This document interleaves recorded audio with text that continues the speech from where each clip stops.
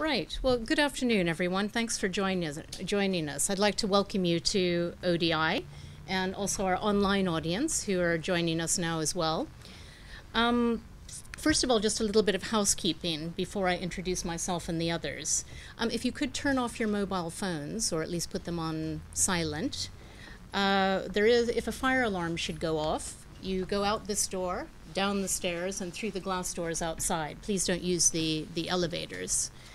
And for the women's facilities are just outside this door to the left. And for men, go down the hallway and just around the corner. I also wanted to tell you that there are publications related to this event and some recent ODI as well as Humanitarian Practice Network publications on the table outside. So the paper that we're going to be discussing today, which I'll introduce in a moment, there are copies of that outside as well as on your chairs. Okay, well, my name's Wendy Fenton, and I'm the coordinator of the Humanitarian Practice Network here at ODI. And I'm also the chair of today's event, which launches Network Paper 70, HPN's latest network paper, Applying Conflict Sensitivity in Emergency Response. Now, this paper was commissioned by CARE International UK and CAFOD on behalf of the Conflict Sensitivity Consortium. And others who participated were World Vision International, Peace and Community Action, Catholic Relief Services, Action Aid International, and Plan International.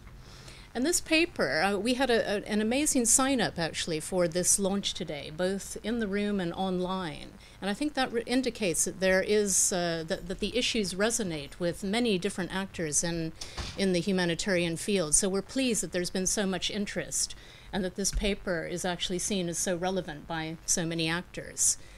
The paper addresses a number of questions, such as how can emergency response be delivered in a more conflict-sensitive manner? To what extent should this be a priority for the sector?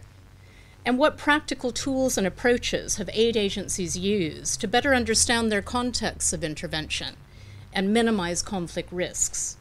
And so these are some of the issues that the paper is looking at and that our panelists are going to discuss today.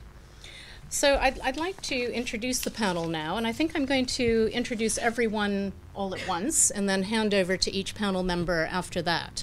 We're going to have about 30 to 40 minutes of presentations, followed by 30 to 40 minutes of questions, comments, discussion.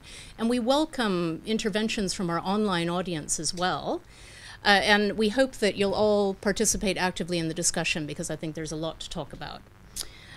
First of all, on my immediate right is Anne Street, and she's the Senior Humanitarian Policy Advisor at CAFOD, and she's a co-author of the report. Prior to working at CAFOD, Annie was working with Action Aid. She's worked with Progressio and in New York for the Interfaith Center on Corporate Responsibility, part of the National Council of Churches in the USA. As well, she's also had a short stint in academia at the London School of Hygiene and Tropical Medicine. And Anne has experience of living or working on a range of development and emergency and conflict issues in a number of countries in Asia, Africa, and Latin America, the Caribbean, and Western Honduras, where she started out working with El Salvadorian refugees. On my left, immediate left, is Jeff Lone, who's the head of mission for ICRC here in London. Now, Jeff, prior to this posting, Jeff was the head of ICRC regional delegation for the US and Canada for 5 years. And in this capacity, he oversaw ICRC visits to the detention facility in Guantanamo Bay in Cuba. And he was responsible for working relationships with the governments of the US and Canada. Jeff has also worked in the Balkans and the Middle East and spent more than a decade in the Horn of Africa during the major conflicts there. And he served as the head of the emergency unit at ICRC headquarters in Geneva. And Jeff has also published books, which I'm sure you're familiar with, on the unintended consequences of humanitarian assistance. And he's conducted extensive field research in assistance operations. Now, on my far left is John Plasto, who's the program director at CARE International UK. John started off his career in Africa and Asia, and he initially served as a VSO volunteer in Kenya in the late 80s, and then he moved on to work primarily in the humanitarian sphere for Save the Children and Oxfam in conflict areas of northern Iraq and Sri Lanka.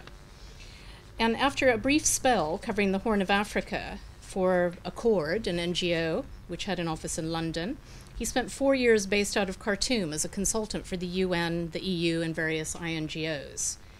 And prior to taking up his current position, John was Oxfam Ireland's first country representative in Tanzania. Now, I'd like to, at this point, hand over to Anne Street on my right, who's going to give us a presentation on the actual report. Anne.